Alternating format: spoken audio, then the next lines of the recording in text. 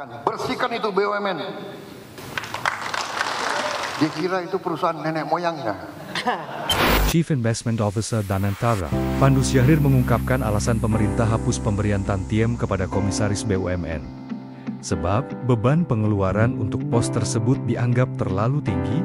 Pandu menegaskan pengelolaan perusahaan negara di bawah Danantara mengikuti standar global. Ia menyebut, pemberian tantiem komisaris BUMN masih tergolong mahal dibanding standar global. Penghapusan tantiem BUMN ini turut memberikan dampak terhadap pengeluaran perusahaan. Bahkan, perusahaan BUMN mampu menghemat hingga 8,2 triliun rupiah dari penghapusan tantiem komisaris.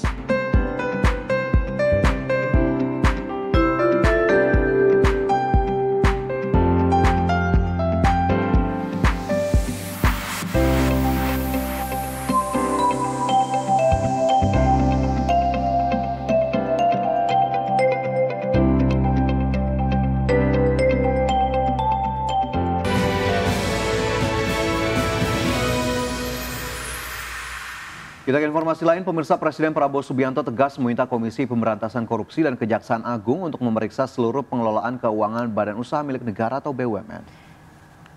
Iya, pemirsa, perintah tegas tersebut lantaran Presiden Prabowo kesal dengan praktik BUMN yang masih membagi bonus tahunan kepada jajaran direksinya meskipun badan usaha mengalami kerugian. Presiden geram banyak BUMN merugi akibat salah pengelolaan keuangan. Terlebih lagi terindikasi banyak jajaran manajemen BUMN yang menyalahgunakan kewenangan untuk kepentingan pribadi. Untuk itu Presiden langsung perintahkan KPK dan Kejagung untuk memburu pejabat BUMN lewat jalur hukum. Secara khusus Presiden menugaskan Badan Pengelola Investasi Danantara untuk membersihkan manajemen BUMN dalam kurun waktu 2 hingga 4 tahun. Bersihkan itu BUMN.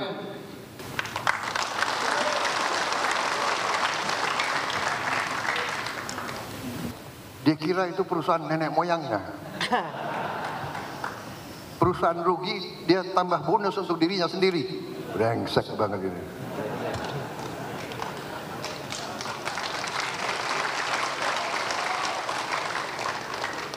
Saya mau kirim kejaksaan sama KPK ngejar-ngejar itu. Bagaimana? Perlu dikejar atau tidak?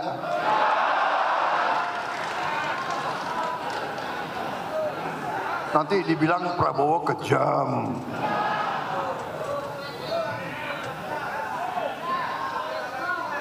Saudara-saudara, kita kasih kesempatan mereka bersihkan itu BUMN. Saya berharap dari...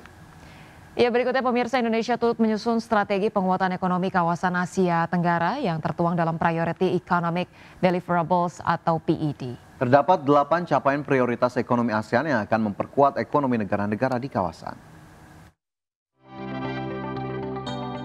Priority Economic Deliverables atau PED merupakan kesepakatan rangkaian pertemuan Menteri Ekonomi ASEAN atau ASEAN Economic Ministers ke-57 di Kuala Lumpur, Malaysia.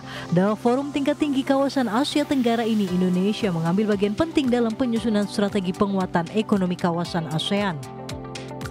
Wakil Menteri Perdagangan Diah Roro Esti Widya Putri menekankan saat ini terdapat 8 strategi prioritas ekonomi ASEAN, di mana satu Priority Economic Deliverables telah selesai, yakni Joint Declaration on ASEAN Gulf Cooperation Council atau ASEAN GCC Economic Cooperation yang berfokus pada penguatan rantai pasok, perdagangan dan UMKM.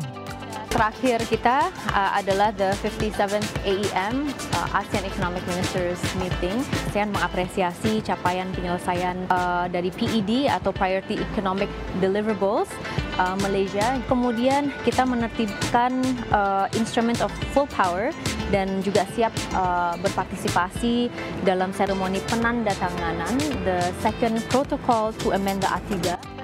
Dalam Priority Economic Deliverables ASEAN, para negara ASEAN menyepakati 8 poin penting dalam penguatan strategi ekonomi kawasan Asia Tenggara. Di antaranya, penghapusan hambatan perdagangan barang, memperkuat kerjasama ekonomi dan rantai pasok ASEAN-China, perluasan ASEAN Digital Economy Framework Agreement, yang diharapkan mendorong nilai tambah ekonomi digital kawasan, penguatan ASEAN-India Trade in Goods Agreement, pendirian ASEAN MSME Center of Excellence for Green Transition, serta penyusunan ASEAN Tourism Outlook. Diharapkan dengan langkah strategis penguatan ekonomi kawasan ASEAN ini mampu mendorong pertumbuhan ekonomi Asia Tenggara secara nyata. Indonesia sendiri berkomitmen kuat untuk menghasilkan pertumbuhan ekonomi yang strategis dan keberlanjutan. Jakarta, Tim Liputan IDX Channel.